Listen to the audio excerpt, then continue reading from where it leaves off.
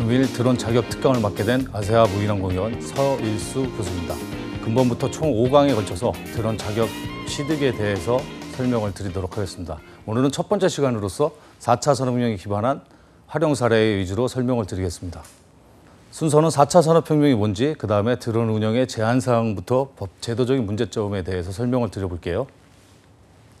제 저자와 서계를 먼저 하자면 저는 군에서 모든 드론에 관련된 자격 취득을 해갖고 전역을 했습니다. 그래서 보시는 바와 같이 합참 징후경보과라든가 이작전사 지형정보전교를 통해서 실시를 했고 16년도에는 UAV 중대장을 하면서 고종익 드론에 대해서 평가를 하고 운용을 하는 직책이 있었고요. 17, 18년에는 보시는 바와 같이 중앙항업이라든가 드론쇼 코리아에서 로봇 유니버스 연사를 했었고 최근에는 작년에는 KT에서 무인비행선 이동 교육을 담당한 바 있습니다. 여러분들이 도전하려는 자격증은 초경량 비행장치라는 법정 용어로 통일이 되어 있습니다. 초경량 비행장치는 크게 자격 제도가 3단계로 구분이 되어 있죠. 일반적인 자격증이 있고요. 그 다음에 가르칠 수 있는 교관 자격증이 있고요. 가르친 거에 대해서 전문교육관에서 평가라는 실기평가 과정이 있습니다. 그래서 보시는 바와 같이 3단계에 걸쳐서 각각 1기로서 보수 과정을 수료했고 그 다음에 현재 평가위원회는 2위 단계의 임무를 수행하고 있습니다. 다시 한번 드론 임무를 축하드리면서 17년 한 해 동안만 5,095명이 응시해서요. 2,870명이 합격함으로써 합격률은 전반적으로 50% 수준이 되겠습니다. 18년 말 기준으로 11,291명이 합격을 했죠. 그래서 합격률은 52%는 대비해서 17년 대비 18년의 자격 취득은 4배 이상 급증하였습니다. 이런 대세가 이제 보편화가 여러분들이 운전면허증을 생각하면 이제 초경량 비행 드론 자격증이 보편화되고 있다는 걸 반증하는 거죠. 자, 그럼 4차 산업혁명이 뭔지 살펴볼까요? 클라우스 슈밥. 저희로 얘기하면 정경련 회장 같은 사람이죠. 다보스 경제포럼의 회장인 클라우스 슈밥이 처음으로 4차 산업혁명을 주장했죠. 그래서 ICT와 차세대 산업혁명이라고 하면서 발동이 걸리기 시작했는데요. 1차부터 4차까지를 잠깐 살펴보겠습니다. 1차는 1784년에 증기기관이 나오면서 뭐라 그랬습니까? 기계적 혁명이라고 그랬고요. 2차 산업혁명은 1870년에 전기가 나오면서 대량 생산이 가능했죠. 그래서 에너지혁명이라고 그랬고 3차 산업혁명은 1969년도에 컴퓨터가 나오기 시작하면서 자동화로 시작된 디지털 혁명이라고 했습니다. 그러면은 4차 산업혁명은 1969년도에 AI, 빅데이터, IoT가 연결한 스마트 세상이라고 했죠. 여기서 여러분들 감을 좀 도와드리기 위해서 이렇게 설명을 한번 드리겠습니다. 여러분들이 물건을 살 때 어디로 가세요? 이마트나 롯데마트 데 가시죠. 그럼 이마트에는 제 개인에 대한 고객 정보, 빅데이터가 있는 거죠. 그럼 빅데이터를 통해서 내가 이제 그 아파트에 사는데 아파트에서 물건이 필요합니다. 그럼 여러분들은 지금 홈쇼핑이나 웹 서비스를 기반해서 이마트에 들어가서 물건을 주문하게 되죠. 그러면은 어떻게 됩니까? 이마트에서 택배 차량이 돌아와가지고 하게 되고 있죠. 그런 것들이 이제 드론으로 가능하다는 거죠. 그렇게 되려면은 드론의 뒤에서 설명을 드리겠지만 낙하물 투하 드론 같은 것도 나오는데요. 그런 아파트에 바코드를 인식해가지고 이마트로 넘어갈 수 있는 시스템이 갖춰지고 드론이 하버링을 해서 물건을 배달할 수 있는 아파트의 기계적 구조물이 되면 4차 산업혁명이 완벽하게 이루어졌다고 볼 수 있습니다. 대표적인 활용사를 볼게요. 국토 및 공간정보 분야에서 LX공사에서 활용을 하고 있죠. 화면에 보시는 것처럼 제일 상단에 보이는 게 네이버나 다음 주도가 되겠습니다. 그 가운데 게 지적 데이터가 되겠죠. 그리고 맨 마지막에 웹브라우저라고 보시면 됩니다. 그래서 드론을 가지고 촬영을 하면은 비행기획 수립이라는 걸 하게 돼 있는데 승인을 받게 됐죠. 예전에는 작년까지는 원스톱 서비스를 통해서 받았었는데 지금은 민원24지. 나중에 법규 시간에 또 나옵니다. 민원24를 통해서 하는데 그런 거를 웹 기반을 통해서 한 번에 하겠다는 거죠. 그러면은 비행기획을 수립하고 드론을 찍어서 수집하고 분석된 영상을 유저들은 핸드폰 모바일을 통해서 본다는 거죠. 쉽게 말씀을 드리면 여러분들이 제가 사는 데가 원효로 97길입니다. 예를 들어서 원효로 97길에 오피스텔을 구하든가 아니면 땅을 살 때 지금은 어떻게 합니까? 다방 같은 데를 통해서 하죠. 부동산 업자, 중개업자한테 잘 안 가지 않습니까? 그런 것들을 봤을 때 이런 시스템이 구축되어진다면 내가 예를 직관적으로 들어서 로드뷰라는 시스템을 많이들 경험하신 분들 있을 텐데 그런 거를 로드뷰를 통해서 CCTV를 통해서 화면을 돌려보는 형태를 드론으로 찍은 영상을 있고 다각도에서 볼 수 있다는 거죠. 그렇게 되면 어떻게 되겠습니까? 드론의 영상의 고화질, 최신성에 대해서 바로바로 할 수가 있다는 거죠. 자, 대표적으로 건설회사에서 드론을 많이 쓰고 있습니다. 좌측에 보시는 사람 같이 용인의 우회 구간을 만드는 건데요. 여러분들이 보기에 지금 찍은 영상이 건설 중에 교량을 찍은 것 같습니까? 아니면 없는 영상을 찍을까요? 네. 가상교량이라고 써 있죠. 가상교량입니다. 말 그대로 없는 교량을 드론을 이용해서 촬영을 해서 매핑을 통해서 교량을 만들어 놓은 거죠. 그러면 이 교량에서 보시는 것처럼 이 지점부터 이 지점까지 300m의 길이다. 예를 들어서 교각이 50m의 간격으로 있다. 그럼 6개의 교각이 있습니다. 그러면 300m의 편도 1차선의 폭이 5m의 폭을 가지고 있다고 치면 총 갓길까지 30m의 폭을 하면 300바이 30m의 건설이 되겠죠. 그때 교각이 6개를 세워지는데 교각의 위치가 요 지점과 높이가 다 다르죠. 그 다른 점에 대해서 매핑을 통해서 기존의 빅데이터를 불러와서 시멘트의 모래를 혼합을 비교할 수 있는 그런 세상이 왔다는 거죠. 자, 교량 조사에서 어떻게 활용되고 있죠? 좌측 상단에 보시는 영상처럼 교량을 잡고 있는 와이어줄을 크랙을 검사한다든가 아니면은 교각의 기둥 부분에 크랙이 갈라진 거를 초고화질 카메라를 한다든가 아니면 하단부에 들어가서 우측 하단부에 있는 드론처럼 드론의 렌즈를 상반을 돌려서 상판, 하판에 폭발물이 설치되어 있거나 교량의 균열간 걸 확인할 수 있는 시스템이 되고 있다는 거죠. 이런 것들은 병창선 교량의 폭발물, 군 작전에 보면 이런 거에 활용할 수 있겠죠. 자, 라이브 드론 매개수를 잠깐 소개했습니다. 16년도에 저희가 베를린 국제협회에 가가지고 했던 거죠. 좌측 상단에 보시는 것처럼 드론에 띄워놓죠. 드론을 띄우면은 중간에 있는 사진이 경로를 설정합니다. 모든 드론에는 오토 파일럿 모드라고 그러죠. 경로를 설정해서 웨이포인트 비행이라고도 하는데 임의의 지점을 돌아서 오게끔 할 수가 있습니다. 혼자서. 그런 것들을 하면 앞에서 설명드렸던 매핑 프로그래밍 해가지고 그 지역의 지형도를 만들 수가 있다는 거죠. 이런 거를 봤을 때 우리나라가 기술이 뒤처지는 건 아니라고 할 수 있죠. 자, 이런 것들이 군부대의 평화유지 작전이나 안정화 작전관에 많이 활용할 수 있겠죠. 저도 레바논의 평화유지 작전을 현역 때 갔었는데 제일 무서웠던 게 급접 폭발물이라고 아시죠? 폭발물에 가지고 전복이 되는 사고가 총격전보다 더 무서웠습니다. 그럴 때 이런 드론들이 나왔다. 그리고 현재 드론보 전투 체계에서 꿈꾸는 미래 지향적인 모습이 드론을 이용해서 센서를 달아서 폭발물을 탐지하고 무인 궤도 차량, 로봇 등이 가서 폭발물을 제거하는 이런 형태의 전투 체계가 되겠죠. 교도소에서도 이런 드론을 활용해 가지고 감시를 했었습니다. 3개월 동안 안양이라든가 경기 북부교도에서 실행한 바 있죠. 경찰청에서도 주요 경계시설 작전을 했는데 제일 우측에 보이는 이런 사진들이 유콘에서 만든 티로터머죠. 와이어줄을 달아서 와이어줄에서 영상과 전력을 공급함으로써 24시간 채공하는. 근데 사업이 돈자가 됐었죠. 그 이유는 우리나라의 강풍이 동에서 서로 천편일적으로 바람이 부는 게 아니라 거스증, 뱅뱅 도는 바람이 많기 때문에 지탱하고 있는 와이어줄을 견디지 못했던 거죠. 이제 기술 발전이 되면 될수록 더 나아지겠죠. 자, 우체국에서 가장 활발하게 하고 있습니다. 택배 사업에 대해서 우측에 보시는 화면이 영월 별마루 천문대에 2.3km 구간을 700m, 80m의 해발 고도를 갖고 있는 데다가 했던 겁니다. 차량으로 가면은 30분 정도 걸리는 거를 드론으로 했을 때 7분 만에 단축을 함으로써 획기적이었죠. 그래서 우정사업본부에서는 지금 택배용 드론을 중량을 늘려서 비가시권 비행을 하는데 전력을 하고 있습니다. 이런 것들이 앞에서는 서치라이트를 하면 어떻게 됩니까? 범죄자를 경찰에서 포위를 할 때 좌측 하단부에서 보는 것처럼 하고 아까 제일 첫 장에서 설명을 드렸지만 낙하물 투하 드론을 이런 드론을 가지고 아파트에 관로나 수평 장치대, 받침대, 착륙장을 구조물을 만들 수 있다면 이런 거를 낙하물 투하해서 택배를 할 수가 있겠죠. 자, 산림청 강원도 고성 산불에 있어서 산림청장이 굉장히 인기를 끌었죠. 무조건 드론을 투입해라고 해가지고 이런 게 대표적으로 산불 진화에 쓸 수 있다는 겁니다. 고종익은 왜 비행기 형태를 고종익이라고 하는데 고종익은 속도가 빠르기 때문에 산불이 발화되는 거를 촬영을 할 수 있고요. 회전익은 보시는 영상처럼 어떻게 되겠습니까? 진화된 지역에서 꺼진 불도 다시 보처럼 촬영을 해가지고 제대로 진화가 되는지 확인을 하는 단계가 되겠죠. 자, 요거는 간단하게 군 쪽에서 활용되는 건데 소화 약재탄을 포탄에 장약을 투입하면 포탄 투하형 드론이 될 수도 있겠죠. 요것 때문에 인기를 끌었죠. 김건모 씨가 나와서 방제형 드론에 대해서 7분만 운영을 하면 200만 원 번다 그래가지고 17년, 18년도 아까 최초의 설명을 들었지 자격인가 대폭 증대했던 겁니다.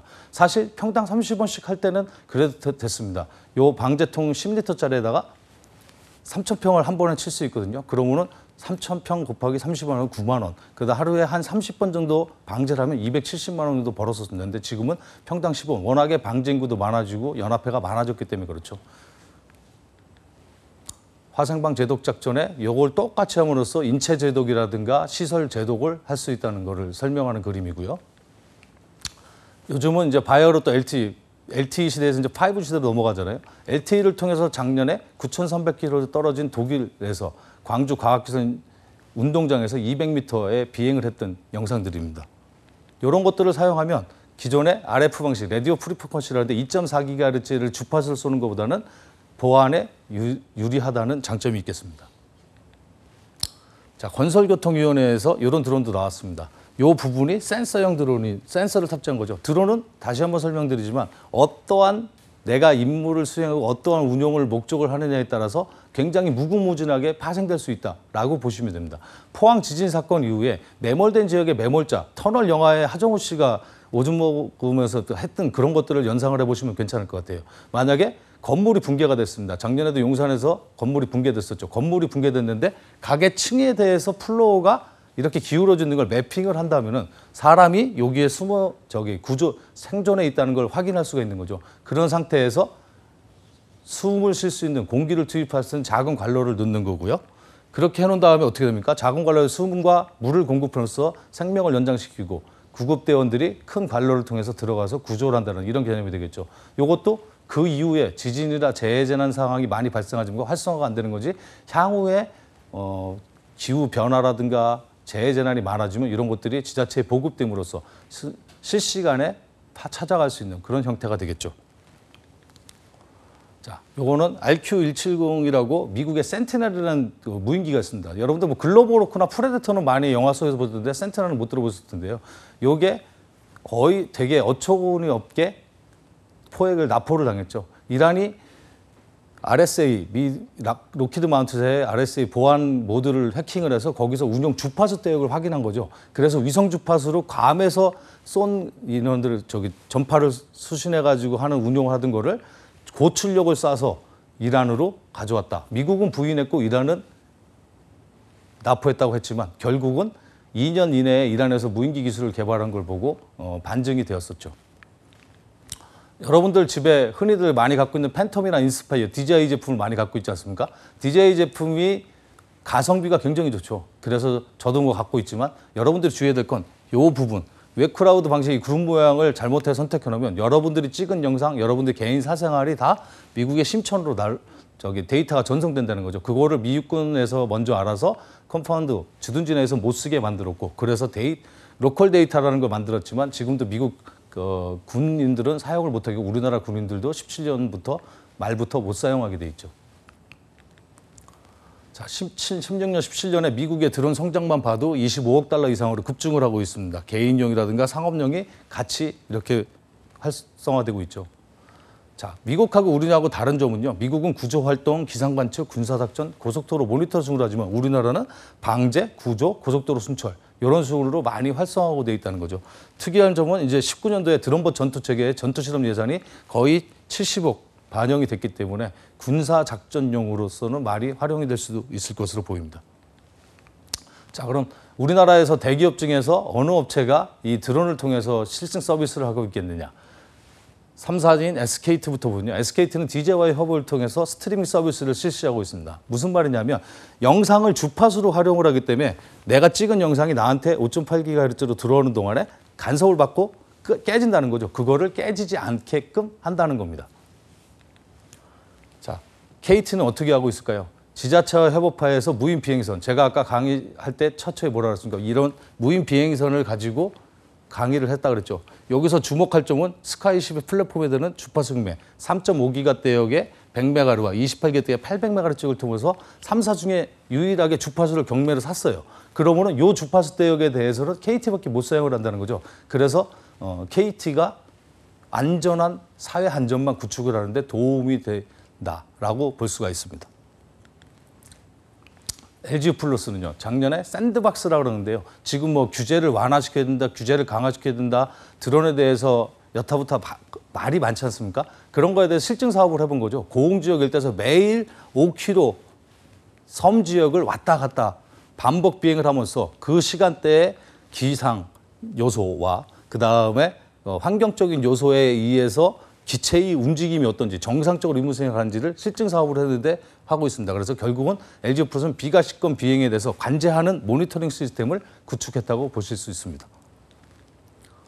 자, 미국의 뉴욕합입니다. 드론캅 부대를 실전 배치했는데 저희 경찰은 올해 28억 예산을 반영해서 이제 시작 걸음마 단계지만 미국은 이미 52개 주 중에서 41개 주가 찬성을 해서 아래쪽 화면에 보시는 것처럼 EOIR 카메라를 통해서 범죄를 색출하거나요. 아마존에서 안면인식 기술을 가져다가 어떻게 하고 있습니까? 범죄자, 기범죄 등록돼 있는 사람들이 조회를 해서 동일 범죄가 나타났다면 그 사람의 얼굴 형태만 찾아서 가는 이런 시스템이 되어 있는 거죠. 이게 도입이 된다면 우리나라 경찰도 조만간 도입이 되지 않을까 생각을 해봅니다. 자, 요거는 앞으로 기술이 확보된다면 드론이 어떻게 쓰이겠느냐. 감시사각 지역, 절벽 지역에서 군인들이 절벽 아래로 수색 정찰을 못하는 걸 드론으로 활용할 수 있다는 거죠. 기관단총으로 사격을 하는 건데 이게 2년 전 영상 사진 캡처 영상이거든요. 근데 작년에 저희 군에서도 기관단총을 달아서 사격을 하는 시범을 했었습니다. 그건 뒷부분에 또 설명을 드리겠습니다. 북한에서도 드론 아트, 군집 기술이라고 그러죠. 우리 민간에서는 아트라고 표현하고 군에서는 군집한다. 수어밍 기술이라는데 1대 N 방식이죠. 지금까지의 방식은 1대1 컨트롤러, 단일 컨트롤러 전송을 해가지고 기체를 통제하지만 앞으로는 컴퓨터에서 프로그래밍 된 대로 경력 감성에서 1대 100 이론상으로는 수천 대까지 띄울 수 있답니다. 인텔에서 1218대로 오륜기를 만들었던 게 대표적인 샘플이라고 할 수 있죠. 그런 것도 북한도 이미 실시를 하고 있다. 그리고 조명 지원, 이거는 아까 보였던 거죠. 제가 이게 작년에 중국 UAV 엑스포에 가서 찍었던 사진들입니다. 좌측에 상단에 보이는 게 무반동총이죠. 무반동총과 그다음에 기관단총, 그리고 확성기와 튜브를 다룬 드론, 그다음에 글로벌 호크보다 더 개발된 차이형 포라는 겁니다. 요게 17년도에 제가 드론 쇼크에서 발표를 할 때 군수용으로 저장성 주변에서 우리나라로 얘기하면 2호도 국경지역, 분쟁지역 감시를 사용했던 거거든요. 한 890억 정도 합니다. 근데 요 드론을 지금은 민수용에 팔았다는 거죠. 우리나라와 중국과 기술력의 차이는 별반 없다. 아니, 차이가 많이 난다. 어떤 쪽이라고 생각하십니까? 제가 단언 말할 수 있는 거는 기술력의 차이는 별반 없습니다. 근데 인건비가 세기 때문에 가성비에서 저희가 못 따라가는 거죠. 요것도 제품만 해도 1970년대 중국과 우리나라가 동일하게 독일제를 들여와서 무인기 사업을 실시했습니다. 저희는 어떻게 했습니까? 군 쪽으로 위주로 먼저 실시했죠. 마찬가지로 중국에서는 공안에서 통제해서 황하경중의 아편을 감시하는데 수많은 실증 사업을 실시했습니다. 그러다 보니까 공안에서 기술을 가지고 민수용으로 전환하는 시스템이고요. 저희는 군수용을 시작하면 민수용을 할 수 없는 이런 제도적인 문제 때문에 저희가 가성비가 떨어지게끔 될 수 있는 상황이가 되는 거죠. 자, 법적인 용어를 볼까요? 현재는 12km 초과 장치에 대해서만 사업용만 자격증을 따게 됐습니다. 근데 나중에 법규에서 이건 상세히 설명드리겠습니다. 기체 신고는 각 지방항공청에 실시하죠. 서울, 부산, 그다음에 제주지방항공청에 실시를 합니다. 각각에 대해서 25km 이상은 안전성 인증 검사를 받아야 되고요. 보험을 가입해서 비행 승인을 받아야 되고 조종사 준수사항을 준수해야 됩니다. 이런 것들을 안 지켰을 때 범칙금이 이렇습니다. 장치 신고를 안 하면 500만 원, 안전성 인증 검사를 안 받으면 500만 원, 조종자 증명, 자격증이 없는 상태에서 비행을 하다가 적발이 되면 300만 원, 보험을 안 들여다가 가입되면 500만 원, 비행 승인 안 받으면 200만 원, 그다음에 조종자 준수사항을 어겼을 때 200만 원. 근데 이게 1차 17년 3월 30일부로 녹색으로 표시된 게 저기가 된 거죠. 1차 과태료는 해당 금액의 10%, 2차 과태료는 50%, 3차 과태료는 100% 이렇게 구분이 되어 있습니다. 이런 것들이 시험 문제에 1차 과태료가 얼마냐 나오기 때문에 그런 거에 주안을 두고 공부를 하시면 좋을 것 같습니다. 이건 설명을 하겠습니다. 조종사 준수사항은 구술평가할 때 반드시 물어봅니다. 조종사가 준수해야 될 10여 가지 중에서 5가지를 대라. 그래서 야간 비행은 안 된다.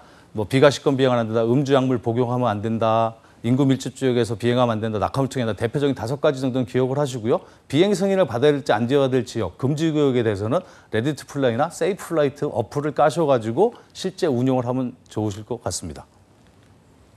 자, 현재까지 1,501개의 드론 전문 회사가 있고요. 국가공인 전문 교육기관은 121개로 또 최근에 늘어났고요. 지도정사만 해도 2,000여 명이 넘는 이런 현실이 되고 있습니다. 그래서 항공안전기술에서 발표한 자료는 국내 드론 산업을 팽창했다는 체계적인 육성 및 지원 사업이 필요하다.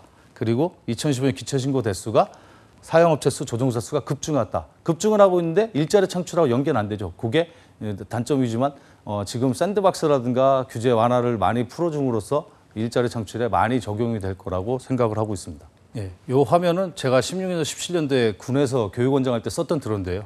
당시에 이게 1사단이고 39사단부터 53사단까지 운용을 하던 드론들인데 각각 그때 당시에 5천만 원, 최하 2,500, 3천만 원도 하던 그 드론이었죠.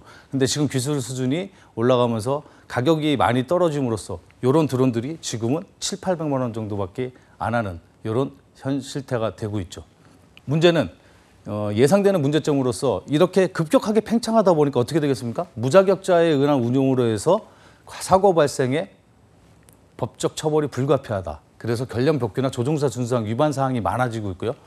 작년 여름이었죠. 작년 여름에도 동대문에서 한 여성분이 팬텀, 요만한 드론, 요거만한 드론이 있습니다. 요만한 드론에 촬영용 드론의 팬텀이라고 있는데 그런 드론을 운용해가지고 비행을 하다가 지작에 간섭을 먹었는지 조작이 안 돼서 동대문 시내 한복판에 떨어진 적이 있죠. 근데 그 여자분이 달려와서 당당하게 한다는 얘기가 뭐라 그랬냐. 왜 내 드론을 다 뽀개 먹었냐고 이렇게 얘기하는 거죠. 조종사 준수사항을 위반한 그 여성분은 조종사 준수사항을 많이 어겼습니다. 일단 동대문 지역은 P73 지역, 나중에 법규되겠지만 청와대 비행 주변 금지구역에 A지역에 포함되는 거죠. 그래서 절대 비행을 하면 되고 비행을 하다가 군인에 의해서 방공부대 사격을 해가지고 사격 파손돼도 아무 할 말이 없었던 거고요. 또 비행 승인을 안 받고 비행 승인이 나지도 않지만 비행 승인도 안 받고 비행을 했고요. 그리고 인구 밀집 지역에서 또 비행을 했다는 겁니다. 그래서 그런 점에도 불구하고 관련 지식이 없다 보니까 조종사 준수사항을 위반했는지도 본인은 모르는 거죠.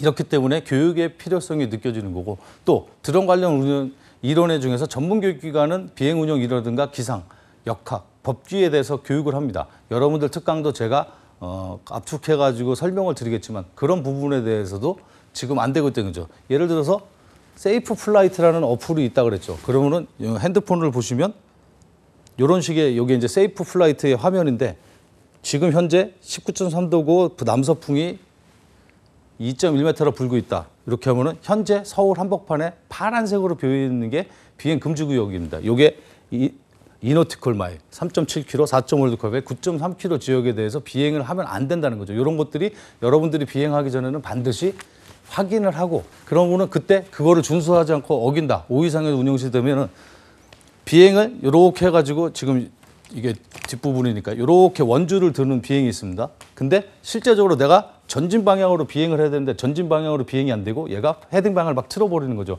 이런 것들에 지구 자기장 간섭에 의해 가지고 할 수 있기 때문에 굉장히 위험하다는 거죠. 그래서 지자교 수치를 꼭 확인해야 된다는 거에 대해서 중요성에 대해 설명을 드리는 겁니다. 또 150m 미만에서는 비행을 해야 되고요. 150m 이상에서 비행을 하면 안 되고요. 또 드론의 핵심 기술 확보가 시급하다. 저희 나라에서는 지금 현재 모터나 변속기, 통신 시스템 이런 것들이 가장 이 드론을 움직이는 중요한 역할을 하는 것들이거든요. 이런 것들이 세계 수준의 한 60, 70% 수준밖에 안 된다는 거죠. 그런 부분에 대해서 어떤 농업용을 할 거냐, 택배용을 할 거냐, 화물용을 할 거냐에 따라서 각각 다른다는 거죠. 세계 민간 드론의 80% 이상을 농업을 스마트팜 체계로 구축한다 그러잖아요. 그러면은 언제 수많은 광야의 전라도 평야 지역을 다 사람이 뿌리겠습니다. 그래서 요즘은 GPS라는 드론이 나와서 낮에 측량점을 딱딱딱딱 찢어놓으면 저녁에 엔터만 누르면은 걔가 측량점을 타고 방제를 하고 오는 이런 세상이 되는 거죠. 그럼 거기서 뭐가 좋겠습니까? 뭐가 제일 중요한 기술? 탑재나 초분광 센서 기술 이런 것들이 중요하겠죠. 또 시계 비행을 위한 장거리 통신이 택배용들은 중요하겠죠. 왜? 1km, 2km 물건을 보내야 되지 않습니까?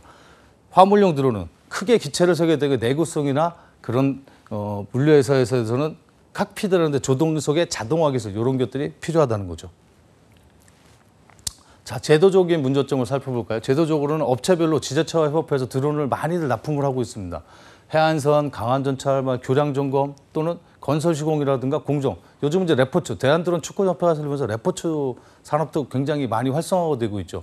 어디 기술대전이나 과학박람회전 같으면 드론은 항상 어느 일정 부스에서 체험 부스가 형성이 되죠. 그런 것들이 이제 레포츠 산업이겠죠.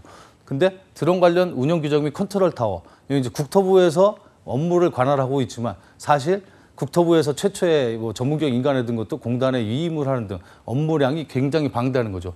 또는 전문교육기관과 사설기관의 과다. 뭐 121개 최근 5월 9일 자료에 보면은 441개의 사설과 127개의 전문 교육권이 있다랍니다. 그런 것들에 대해서 너무 과다 보니까 시설과 가격과 수준이 천차만별이라는 거죠. 그러면서 이렇게 내비둬야 되느냐. 근데 그거를 이제 공단에 문의했더니 공단에서는 뭐라 그랬습니까? 이거는 우리가 가격에 대해서는 정할 수 있는 부분이 아니다. 그러니까 자율 경쟁에 맡겨놨는데 이 자율 경쟁을 통해서 퀄리티가 낮아지게끔 일부 교육원들이 가격을 많이 내림으로써 먹고 도망가는 업체가 발생하는 등 이제 구조적 모순이 나타나는 거죠. 이런 것들이 다 제도적으로 정비가 돼야 되겠다는 얘기고요. 또 전문적인 드론 수리나 정비 업체가 없다 보니까 팬텀만 해도 DJI 제품은 3개월 또는 1개월 동안 중국 본사에 심천에 보내서 받아와야 되는 이런 실정이 있는 거죠. 또 성능 및 안전검사가 미흡한 기체가 반입되고 운영됨으로써 사고 발생 및 위험 요소가 내재하고 있다. 이런 불안감들이 많이 작용을 했죠. 그래서 샌드박스를 통해서 규제 완화를 하고 있는 겁니다. 결국은 드론 관련 운영 규정, 컨트롤 타워가 빨리 신설이 돼서 정책이 반영되고 그거에 따라서 정상 운영이 필요하다는 얘기겠습니다. 이 착륙장에서 비상 착륙장이 있고 현재 호버링 라바콘, 전후준 비행, 좌우측 삼각 비행, 원주 비행할 수 있는 8개 코스로 자격증이 이루어지고 있습니다. 세부적인 건 뒤에 설명을 또 드릴게요. 자, 전문교육기관과 사설교육관에서 두 가지의 패턴으로 여러분들은 자격 취득을 할 수가 있습니다. 필기는 여러분들이 공단에 가서 시험을 본다, CBT로. 그러면은 사설교육원에 가서 비행정령을 채우면 되고요. 전문교육기관에 가면 이런 교육을 저 같은 해당 교육교관들에 의해서 교육을 받고요. 그다음에 자체평가로 전환한다는 차이점이 있고요. 학과교육면에서.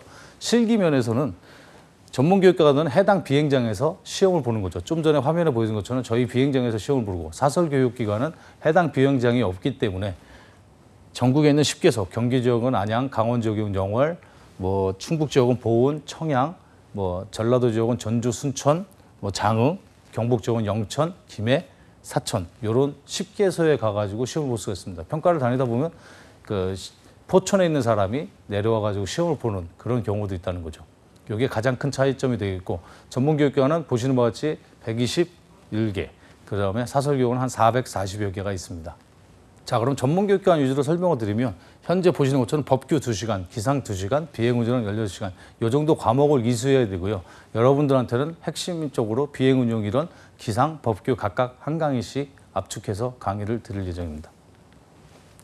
자, 모의 비행을 하는 거와 안 하는 거의 차이가 또 있죠. 전문교육기관은 매일 저녁 또는 이틀, 3일 시간을 빼서 20시간 모의 비행, 그러니까 컴퓨터를 통해서 시뮬레이션을 조작을 하고 그 다음에 실기 기체를 잡게끔 돼 있고요. 사설교육원은 바로 실기체를 잡는 경우도 있고 비행 모의 훈련을 시킨 다음에 실기체를 그 차이점이 있습니다. 자, 기본적으로 20시간 비행 경력은 요 펜트대로 움직일 텐데요. 전문을 가든 사설을 가든 기본 비행인 이륙 및 제자리 비행, 비행체를 띄워서 전후, 좌우, 좌측면, 우측면 이런 거를 만들어 보는 상황이 되겠고요. 그 다음에 정지 오버링이면 7.5m 앞에 가서 정지 오버링을 실시하는데 좌측면 오버링, 우측면 오버링, 그 다음에 정지 오버링 이런 코스가 있습니다. 그리고 나서 전후준, 직진 및 후진 수평 비행은 50m로 전진을 해서 정지를 시켰다가 다시 오는 코스가 3번 코스고요. 4번 코스는 삼각 비행이죠. 좌 또는 우로 갔다가 좌로 상승 또는 우로 상승을 해서 10.5m를 올렸다가 다시 하강을 해서 원위치로 돌아오는 이게 삼각 비행입니다.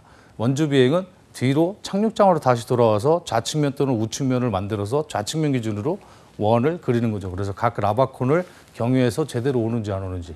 그 다음에 비상 조작은 2m, 기준고도 3m에서 2m 교도 상승을 해서 비상이라고 치면서 반대편에 있는 착륙장, 비상 착륙장에 착륙을 시키는 코스가 되겠고요. 그 다음에 정상 적금이 착륙. 요것 때문에도 원주하고 정상 적금이 착륙해서 많이들 불합격하시는데 자세 모드로 GPS가 수준이 안 되는 상태에서 손으로 핸들링을 해서 기체를 중심을 잡아서 이륙을 시킨 다음에 5초간 대기하셨다가 착륙장이라서 또 5초간 대기했다가 착륙을 하는 이게 정상 적금이 착륙 코스입니다. 마지막 8번째 시험 코스가 측풍 적금이 착륙 코스라고 해서 이륙장에서 이륙을 해서 우측면을 만들어서 7.5m 라바콘에 있는 라바콘으로 이동을 해서 정지하고 사선 기동을 측면 기동을 실시하는 코스가 되겠죠. 이런 것들을 각각 일일 단위로 시험 코스에 대해서 숙달을 시킨 다음에 4, 5일차에 완성이 되면 나머지 5일 동안은 8개 코스를 총 종합 숙달하는 이런 패턴으로 10일 교육과정 또는 7일 교육과정으로 운영이 되고 있습니다.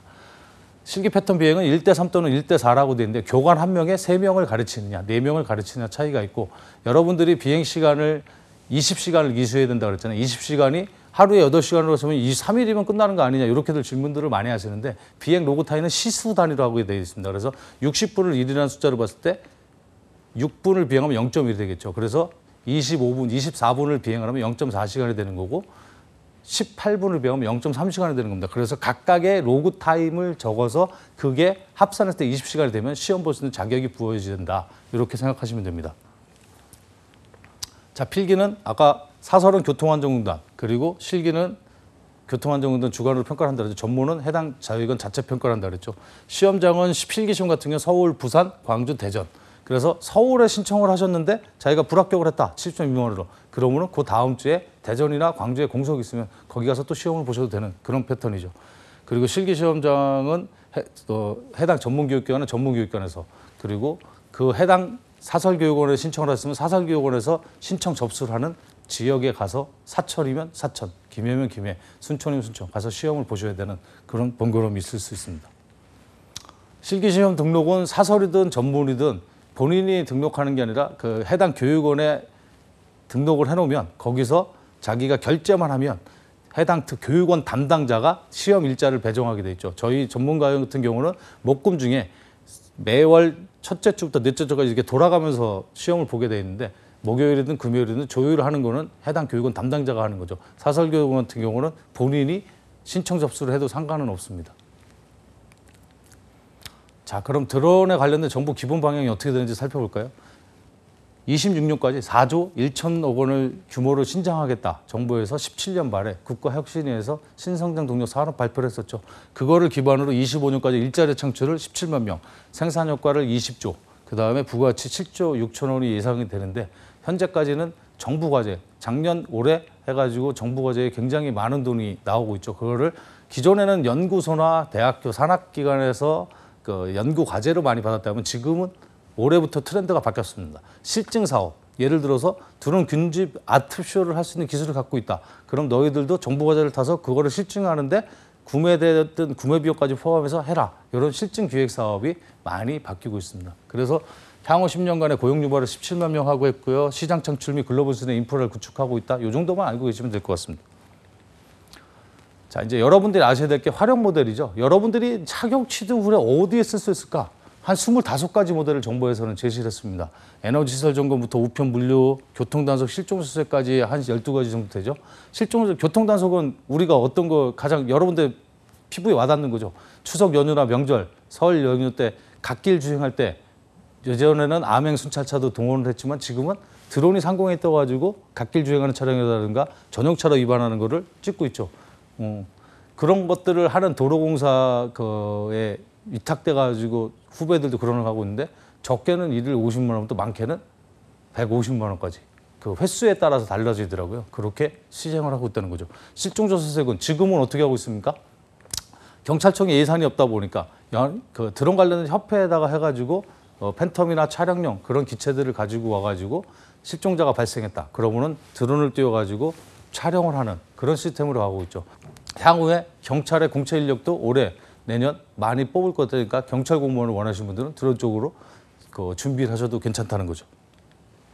자, 농경지 작물관리 파종 방제는 아까 방제용 드론에서 설명을 많이 들었었죠. 그게 많이 쓰고 있는 거고요. 지금 재해재난, 우리나라가 최근에 재해재난이 좀 많이 발생을 하고 있죠. 그런데 이제 공무원들이 주로 이것들은 인력이 되고 있죠. 그래서 16년, 17년도까지는 일반에 대한 교육이 많았다면 17년 후반기부터 좀 판도가 바뀌어 18년도 중반부터 넘어서면서부터는 공공기관에 취직을 했든 또는 공공기관에 있는 분들이 드론 자격증을 따러 많이 오더라고요. 그리고 재난 대비 소방, 설비 점검, 도시관리, 녹조나 작황, 화학사고, 생태계에서 시설물 관리 이런 것들이 있습니다. 자, 민수용의 드론으로 확대되면서 수요가 급증하다고 그랬죠. 어떤 샘플이 있을까요? 의학 재난 구조 분야. 영상에 보시면 이제 아버지가 심정지 상태가 옵니다. 심정지 상태가 오는데 미국의 영상인데 911. 우리도 AED라고 그러죠. 자동 재세정기.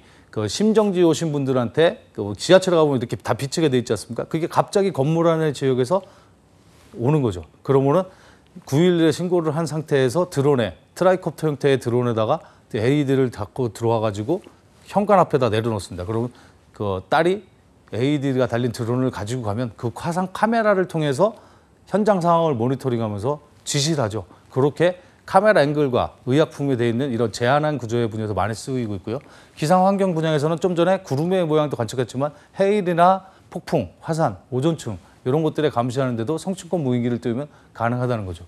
생태 지리에서는 멸종지역의 분포도라든가 이동 경로 확인 이런 거를 확인할 수 있고요. 예술 택배 분야에서 방송, 촬영, 군집 퍼포먼스 이런 걸 할 수가 있겠죠. 또 정유 분야에서는 송유관 파이프라인이 터지면 기름이 송출되고 나가고 그러지 않습니까? 그런 거에서 관리하는 거라든가요. 통신 분야에서는 드론에 대한 중계를 통해서 비가시권에 인터넷망을 한다든가 이런 데도 사용할 수가 있겠죠.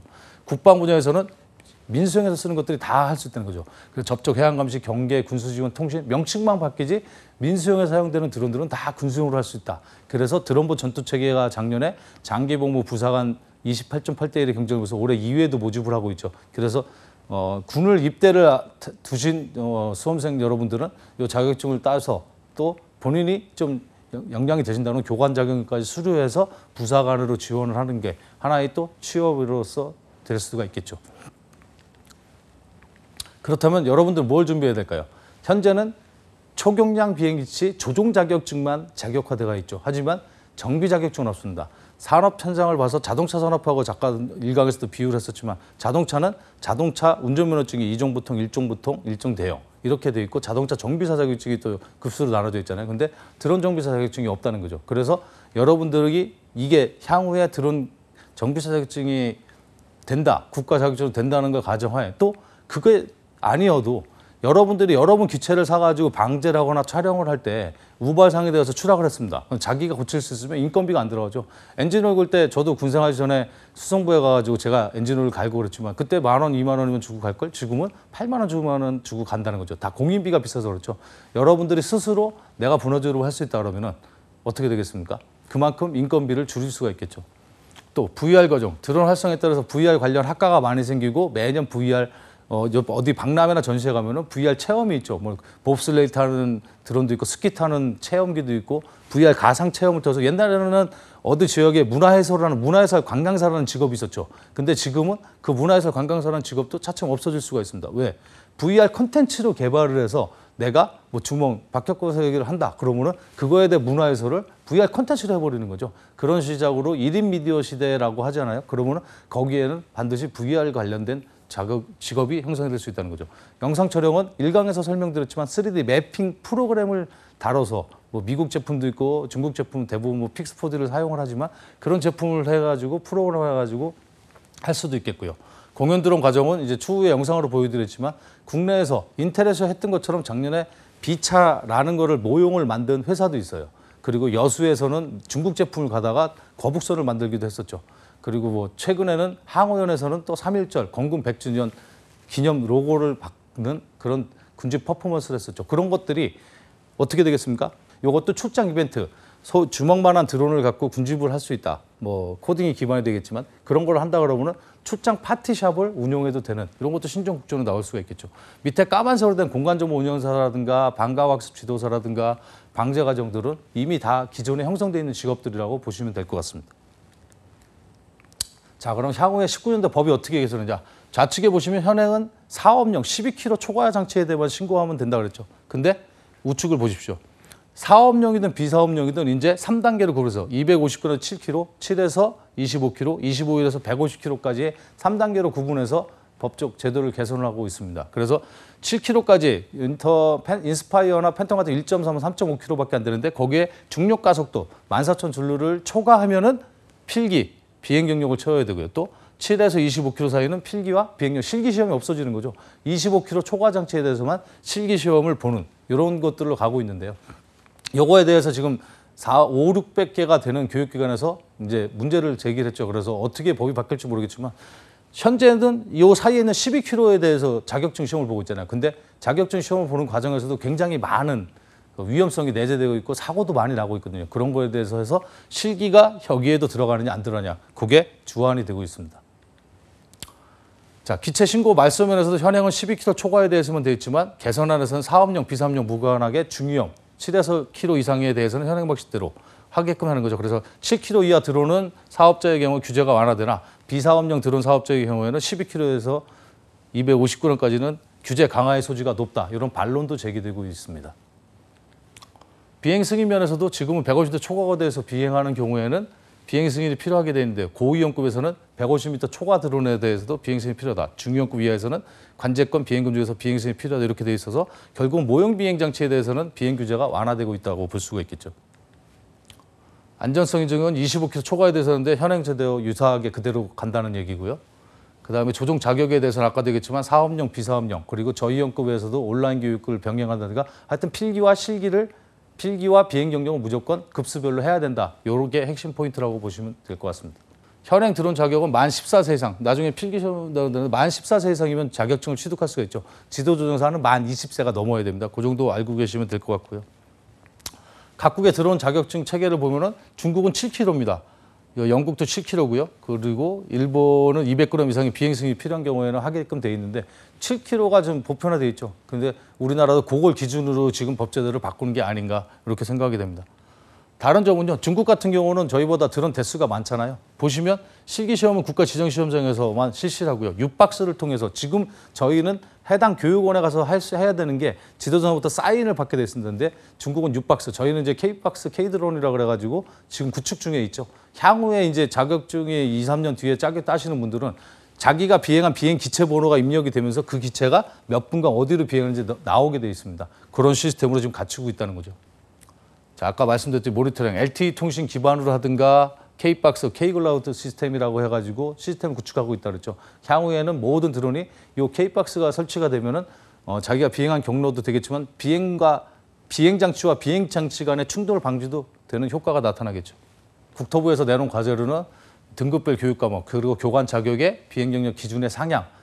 최근에도 지난주에 교관 자격증 시험 합격률이 30%였습니다. 너무 많은 2,500명 정도의 교관 자격증이 나오다 보니까 이제 난이도를 높여서 교관들 합격률을 줄이고 있죠. 그리고 표준 교재도 개발하고 UTM 체계도 구축하고 있습니다. 자, 그럼 핵심 이론만 2강 본격적으로 들어가기 전에 잠깐 설명을 드리면요. 제가 고종익, 회전익 막 그런 얘기를 했었잖아요. 이게 고종익입니다. 비행기의 날개가 모양이 있는 것들, 픽스드 윙이라고 그러죠.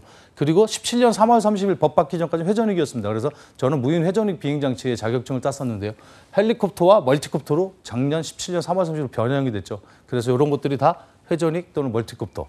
그리고 요거 두 가지를 복합으로 하는 게 틸트 로터형과 하이브리드형이 있습니다. 틸트는 꺾이다 의 뜻이거든요. 그래서 수직 양력을 받게끔 이렇게 올라간 게 일정 고도 올라가면 팔을 이렇게 꺾어주는 거죠. 그래서 틸트 로터라고 하고요. 하이브리드 같은 경우는 보시는 것처럼 그림 4개에 있는 프로펠러, 가운데 거를 전기 모터로 구동을 해서 띄우는 거죠. 그리고 나서 일정 고도에 올라가면 뒤에 있는 녹색 프로펠러가 돌면서 그 인터벌 차이에 의해 가지고 앞으로 밀려나는 비행기 형태가 된다고 보시면 되겠습니다. 자, 그러면은 여러분들이 가장 많이 알고 있는 멀티콥터, 드론을 멀티콥터라고 한 게 이제 프랭크왕, DJI 제품 때문에 그렇죠. 여기 DJI 팬텀을 뜯어놓은 건데요. 가장 중요한 건 요 센서 부분입니다. 모든 드론을 움직이게 하는 센서가 이런 부분에 있다는 거죠. 그래서 지자기 센서, 기압 센서, 자이로, 가속도, GPS 센서. 요거는 시험 볼 때 구수평가할 때 대부분 많이들 물어보는 거죠. 그래서 가속도 센서에 자이로 센서에 수평을 잡아주고요. 가속도 센서에 속도 제어를 할 수가 있고 기압 센서에 의해 가지고 고도를 측정할 수 있고 그다음에 지자기 센서, 자력계 센서라고도 하고 마그네틱 센서라고도 하는데 그거에서 헤딩 방향을 잡고 GPS 센서에 의해서 위치를 수신한다. 이렇게 되고 있죠. 드론의 핵심 이론의 파트인데요. 조종기에서 신호를 주면 전후 좌우 키를 치잖아요. 그러면은 멀티콥터에 보면은 요 부분이 이제 수신기죠. 선이 보이시죠? 요 선 부분이 수신기인데 수신기를 통해서 신호를 받는 겁니다. 그럼 수신기에서 이런 빨간색과 선인도 연결되어 있는데 요게 이제 FC라는 장치죠. FC에 선이 연결되어 있고요. FC를 통해서 좌우측에 보면 M1부터 M4라고 써 있습니다. 그 M1하고 M4라고 써 있는 거에 각각의 모터로 연결되는, 여기 뒤집어 보면 흰색 선이 이렇게 가 있죠. 흰색 선에 가서 모터 축을, 변속기를 통해서 모터를 돌려주는 구조로 되어 있는 게 그 가장 기본적인 멀티콥터의 구조라는 거죠. 나머지 세부적인 거는 저기 2장에서 또 설명을 드리겠습니다. 이런 것들이 센서에서 IMU라고 그러는데 요 FC 장치 안에는 IMU, 예전에는 이니셜 매저먼트 யூ닛이라고 요 안에 자이로 센서, 그래 자이로스코프라고도 하고 가속도 센서라죠. 가속도 센서가 들어있고 그렇게 되겠죠. 그러면은 요게 어떤 역할을 하느냐? 드론이 방향 제어를 할 수 있는 거죠. 그래서 X축은 요를 기준으로 X, Y, 이렇게 세우면 Z축이 되는 거죠. 그래서 3축을 기본 제어값으로 해가지고 각을 얘가 바람이 밀렸다 이렇게. 그러면은 녹색의 프로펠러를 빨리 돌리고 FC에서 신호를 주는 겁니다. 그래서 모터가 빨리 돌므로써 이렇게 수평을 잡는 이런 역할을 하는 게 각속도 센서죠. 그리고 이런 것들이 제어의 기본이 되고 예전에는 분리가 돼 있지만 요즘 일체형으로 많이 나오고 있다. 그 정도만 알고 계시면 될 것 같고요. 자, 드론 제어의 기본에 요 자이로스코프 이렇게 유리 알 같은 데서 수평을 잡는 거죠. 그다음에 가속도 센서가 속도 제어를 하면서 상호 보완적 역할을 하고 있다고 보시면 됩니다. 자, GPS 센서는 여기에는 이제 GPS가 없는 거죠. 드론에 보면은 이렇게 안테나가 생겨서 주먹만한 게 이렇게 머리 위에 달려 있습니다. 그거를 가지고 GPS 값을 이렇게 수신하는 거예요. GPS가 이게 지구지지 않습니까? 이렇게 돼 있으면 여기서 전파를 방사, 여기서 전파를 방사, 전파를 방사. 이게 삼각 측량 함수법이라는 건데 세 개의 GPS 위성 신호만 잡아도 자기 위치값은 어느 정도 알 수 있는데 정밀한 위치값을 잡으려면 더 많은 것에 대해서 GPS 값 수신값을 잡아야 되는 거죠. 그렇게 됨으로써 통상 여러분들이 드론 비행을 초경량 비행 자격증을 따는 무인 멀티콥터 자격증을 본다. 그러면은 그런 것들은 통상 10에서 14개의 GPS 수신율을 보이고 있다고 생각하시면 됩니다. 자, 기압계는 아까 뭐라 했습니까? 바로미터죠. 기압을 측정해서 1013.25mB가 가장 중심 기압이 되는데 그거에 따라서 높아지는 야다에 따라서 고도가 올라오면서 기압이 낮아지겠죠. 그거에 따라서 고도계를 잡는 것들이 이제 기압계 역할이죠. GPS는 좀 전에 설명을 드렸고요. 요즘에는 이제 GPS 플러스에서 RTK GPS라는 걸 많이 사용하는데 퍼포먼스 하는 드론들은 다 RTK GPS를 사용합니다. 리얼타임 키네스틱 RTK, 리얼타임 키네스틱이라고 해가지고 실시간 위치 운동을 지구상에서 공중에서 전파를 방사하는 것 플러스 안테나를 세워서 수직값으로 이게 안테나에서 전파 방사를 이렇게 해주는 거죠. 그래서 위에서 받는 값과 옆에서 받는 값이 있으면 어떻게 되겠습니까? 쉽게 생각해서 바둑판 모양을 생각하시면 돼요. 그 바둑판 모양상에서 드론이 하나, 둘, 셋, 넷, 다섯 이런 모양으로 드론이 배치가 된다. 12대가. 그러면은 어떻게 되겠습니까? 하트의 모양이 형성이 된다는 거죠. 시작의 센서는 드론 방향을 제한한다고 그래요. 그래서 이 콤파스 에러라고 그러는데 지구 자기장 수치가 앱상에서 확 수치가 올라간다. 그럼 얘가 헤딩 방향을 잃어버리기 때문에 성주 사드 무인기도 사실상 연료 부족으로 해가지고 인제군에 추락했다 그랬지만 철탑 주변에 가서 예전에 지구 자력계 센서들은 약해서 거기서 이제 헤딩 방향 뱅뱅뱅이 돌다가 연료가 다 소모됐다. 이런 추정도 있습니다. 그래서 여러분들이 그 송유관 전파 송전탑 주변이라든가 아니면 모터 펌프가 지하에 있는 하수구 공동 처리 시설 같은 데서는 드론 비행을 안 하는 게 나으실 겁니다. 센서에 따라 움직임도 GPS 에러, 기압계 에러에 따라서 기압계 에러 나면은 위아래로 출렁출렁거릴 것이고 GPS 에러 나면 이렇게 흘러다닐 것이고요. 그 다음에 IM 에러가 나면 수평을 못 잡고 추락을 하는 경우도 발생을 합니다. 자, 변속기와 모터 부분은 뒤에 2강에서 또 나오기 때문에 그때 자세히 설명을 드릴게요. 배터리는 2700mAh가 뭘 의미하는지 여기 숫자가 있죠. 리튬 폴리머 2700 25C 3셀 그러면은 2700면 2.7A를 쐈을 때 1시간 동안 비행할 수 있다는 거거든요. 그럼 25C는 한 번에 내보낼 수 있는 전류 및 전압량이라고 할 수 있죠. 그래서 2.7 곱하기 25는 67.5A예요. 근데 이런 것들 같은 경우 한 번 쿼드콥터가 돌리는데 16A를 사용합니다. 그래서 한 번 회전을 시키면 64A를 쓰는 거죠. 그래서 2700, 64, 24. 24,000A라고 2,700mAh라고 해봤자 4분 30초. 그래서 축구공 같은 경우도 4분 30초 정도가 되면은 배터리가 컷이 나는 현상이 발생합니다. 이런 것도 알고 계시면 좋죠. 3셀 엄피라는 거는 요게 셀이 하나, 둘, 세 개가 나눠져 있는데 그 셀을 가지고 하나는 병렬이라는 거죠. 여기 보시면은 층이 절려 있죠. 그게 이게 3셀이거든요. 한 셀당 전압이 정적 전압이 3.7V다. 완충 전압이 4.2V다. 이런 내용들이 있습니다. 그런 내용에 들어서도 구술 평가할 때 평가위원들이 질문하니까 기억을 해주시는 게 좋겠죠. 라디오 주파수는 아까 제가 2.4기가대를 사용하고 이것도 시험 문제 나오죠. 5030부터 5051가 면허용 주파수입니다. 그래서 제상 제어형. 얘가 드론을 컨트롤링해서 쏠 수 있는 주파수는 5030에서 5091로 되어 있고요. 5091에서 5150은 영상을 받는 겁니다. 그래서 다운링크라고 그러는데 영상을 수신받아서 내가 조종기 모니터로 볼 수 있는 대역은 다 이렇게 되는 거죠. 최대 10W까지 허용되고 있는데 통상 10mW 정도에 많이 설정이 되어 있습니다. 촬영용 드론 같은 경우는. GCS라고 하죠. 드론의 그라운드 컨트롤 시스템 또는 그라운드 컨트롤 스테이션이라고 하는데 미션 플래너의 창이에요. 이게. 그래서 가장 많이 되어 있는 픽스호크 제품을 쓰면 이런 창이 나오고 이걸 가지고 이런 화면 구성에서 1번, 2번, 3번, 4번, 5번, 6번, 7번 경로를 설정해 놓고 조종기를 비행을 이륙을 시켜놓고 이거를 탁 치면은 여기다 얘를 걸었다 오토파일럿으로. 그러면은 얘는 그 다음부터는 내가 조종을 안 하고 조종기를 이렇게 바닥에 놔도 어떻게 되겠습니까? 스스로 이 경로대로 비행을 한다는 거죠. 근데 이게 이제 계기 비행이 되는 겁니다. 비가시권 비행이 되는 거고요. 그 상태에서 여기서 1번에서 2번에 3번으로 넘어가 4번으로 넘어가는데 GPS가 끊겼다. 그럼 어떻게 되겠습니까? 얘가 헤딩만 GPS 끊기가 흘러다닐 거 아닙니까? 그때는 카메라를 다른 걸로 갖고 방위각을, 지금도 저도 팬텀으로 촬영할 때 기체가 안 보이면 방위각을, 방향을 보고 홈 포지션, 이륙한 위치에서 어느 방향을 보고 있는지 방향을 맞추고 저한테 데리고 오는 그런 것들을 많이 하거든요. 촬영해 본 사람들은 경험이 있으실 거예요. 그런 것들에 대해서 프로그램 상에서 할 수 있다는 거죠. 자, 멀티콥터 플랫폼은 이제 시험 문제 이런 거 자주 나오죠. 구슬 평가할 때도 기본적으로 트윈, 2개짜리 프로펠러가 2개고 가변 피치를 사용하자면 트윈콥터, 그리고 3개짜리는 트라이, 4개짜리는 쿼드. 이게 이제 쿼드콥터의 대표적이죠. 6개짜리는 헥사, 8개짜리는 보시는 것처럼 옥타, 12개짜리는 도데카. 이렇게 구분이 되어 있습니다. 뭐든지 로터나 프로펠러의 개수를 가지고 멀티콥터 유형을 나누는 거지 뭐 그게 틸트로터냐 하이브리드냐 이렇게 나누는 건 아니라는 거죠. 자, 기본적으로 어떤 구조를 갖고 있는데 쿼드콥터를 기준으로 하면 전체 로터가 모터 프로펠러가 다 같이 빨리 돈다. 그러면은 기체가 이렇게 상승을 하겠죠. 4개가 다 빨리 돈다. 이렇게 상승을 하는 겁니다. 4개가 다 내려가면 하강을 하겠죠. 이 상태에서 여러분들 기준으로 좌측으로 가고 싶다. 그럼 어떻게 되겠습니까?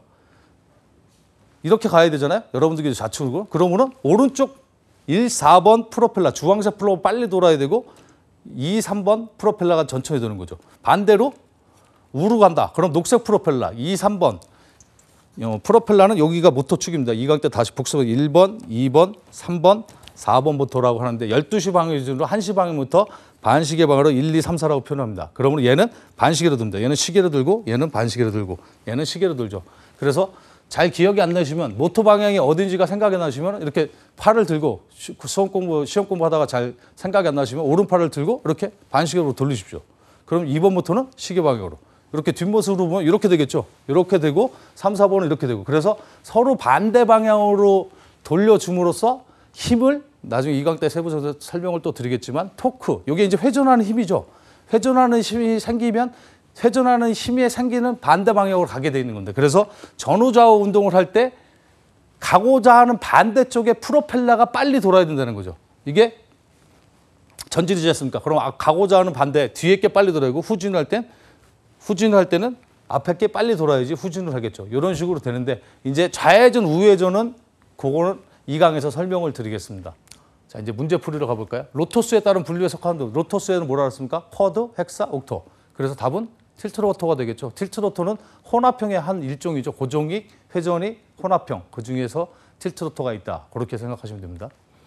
자, 비행 컨트롤러에 속하는 센서, 자이로스코프, 가속 에셀레메이터, 마그네틱, 자력계 센서, 변속기는 뭡니까? 기계적 FC에서 신호를 주고 모터를 회전시키는 거죠. 그래서 요거는 센서가 아니죠. 변속기는. 그렇게 생각을 하시면 됩니다. 자이로스코프가 뭔지, 기압계가 뭔지, 자력계가 뭔지는 많이 설명을 드렸기 때문에 요거는 반드시 외우셔야 됩니다. 필기 시험에도 나오지만 구술평가 때도 주로 나오는 문제입니다. 자, 4번 지문이 좀 깁니다. 무인 멀티콥터 드론의 프로펠러에 대한 설명을 틀린 것은 드론이 날아가는 방향을 결정한다. 멀티콥터가 들어가는 방향을 결정할까요? 프로펠러 길이가 같은 경우 피치가 낮은 프로펠러가 피치가 높은 프로펠러 같은 부양력으로 발생해서 더 빨리 회전해야 된다. 맞죠? 나가는 방향을 결정하는 거 맞죠? 이것도 맞죠? 프로펠러는 다양한 재질로 제작되며 피치가 높아서 진동. 프로펠러 피치가 크면 클수록 진동이 빠바바방 뭐라 그럴까요? 이게 멀티콥터 드론이 원래 퀸비 숯벌에서 유래가 됐다는 건 아시나요? 그런 거에서 보면은 벌이 웅웅거리잖아요. 그 웅웅거리는 소리에서 나타났다 그래가지고 하거든요. 진동 소리에 따라서도 멀티콥터를 또 구분을 짓기도 합니다. 그래서 피치가 높아서 진동도 많이 세지고요. 프레임이 허용하는 최대치를 넘어서 제작하는 게 어렵다. 이게 답이죠. 내가 멀티콥터를 만든다. 그럼 프로펠러 허용 범위가 있습니다. 모터마다 내가 특정 모터를 선택을 하면 그 매뉴얼을 잘 보시면 22인부터 26인치까지 끼게끔 돼 있어요. 근데 특정 업체에서 26인치에 플러스 29인치나 30인치를 끼우는 거죠. 그럼 어떻게 되겠습니까? 처음에는 모터가 생성하니까 더 큰 프로펠러 길이가 3인치만 길어도 7.5cm가 된 거잖아요. 7.5cm까지 하강풍이 발생하죠. 그래서 잘 뜹니다. 근데 이게 모터에 과부하 걸리게 하는 요인 중에 하나죠. 그래서 최대치를 넘기지 않아야 된다는 것만 기억을 하시면 될 것 같습니다. 자, 비상시설 촬영. 아까 잠깐 설명을 드렸지만 특정 부분에 2번 모터든 3번 모터든 한쪽 모터가 비정상적으로 회전합니다. 그때가 비상시설 조치령이죠. 그러면 제일 먼저 해야 될 게 뭐라 그랬습니까, 여러분들은? 내가 인구 밀집 지역, 사람이 없는 곳에 날렸는데 비행을 하다 보니까 사람이 들어왔을 수도 있잖아요. 그래서 항상 비상이라고 외쳐서 멀티콥터로 사람을 피하게 하는 게 중요하고요. 두 번째, 인명 및 시설 피해가지 않는 장소에 빨리 안전한 곳으로 착륙시킨다. 그 얘기죠. 3번, GPS 모드에 이상이 없더라도 일단 자세 모드. 제가 뭐라 그랬습니까? GPS 모드에서 제어가 된다면은 GPS 모드로 비상 착륙시키는 게 더 안전하잖아요. 그러면 답은 자세 모드로 변경시키는 건 아니라는 거죠. 만약에 조작이 원활하지 않다. 그럼 스로틀 키를 조작해서 최대한 인명 및 시동을 건 반대 방향으로 키를 조작을 하면은 비상정지가 됩니다. 그 뜻이죠. 인명 및 시설에 피해가 가지 않는 것에서 강제로 모터를 정지시킴으로써 추락을 시키는 게 사람들 인명 및 재산 피해가 안 내게 하는 방법이라는 거죠. 자, 리튬 폴리머 배터리에 대해서 나왔네요. 설명으로 잘못된 것은 얇고 다양한 배터리를 만들 수 있다. 메모리가 커서 충전 시 주의해야 된다. 리튬 폴리머와 메모리 효과 상관관계가 있습니까, 없습니까? 제가 강의 시간에 얘기했죠. 리튬 폴리머, 니켈 카드뮴이 메모리 효과가 있어서 그런 것들의 단점을 보완하기 위해서 리튬 폴리머가 나왔다 그래서 메모리 효과가 있다는 거는 니켈 카드뮴 얘기다. 아까 말씀드렸었죠. 자, 멀티컵터에 주로 사용하는 리튬 폴리머다. 배터리 수명이 짧다. 결국은 드론에 많이 사용되고 있고 이 전해액이라는 게 있죠. 그 폭발이면 리튬이온. 스마트폰이나 노트북에 있는 배터리에 보면은 전해액입니다. 액체 성분이 들어가 있다는 거예요. 그래서 초창기 항공기에 들어갈 때는 뭐라 그랬습니까? 전해액이 있는 그 폭발성 위험 물질 때문에 이거를 젤 형태, 제 머리가 이렇게 고정이 돼 있죠. 이게 아침에 젤을 바르고 나왔는데 이런 것들이 그 젤리 형태로 돼 있다는 거죠. 그래서 좀 폭발의 위험성을 줄였다는데 그래도 유튜브 같은 데서 동영상 리튬 폴리머 배터리 폭발 영상 이렇게 쳐보시면은 배터리가 요만한 배터리 그 축구공에 들어가는 배터리도 한번 바닥에서 폭파가 된 적이 있거든요. 근데 한 지름 3m짜리의 그 강화머리가 탄 적이 있습니다. 그래서 굉장히 위험하다는 거죠. 어쨌든 각각의 구성, 특성에 대해서 완벽하게 기억을 하시고 시험 잘 보시기 바랍니다. 다음 기상 시간에 뵙겠습니다.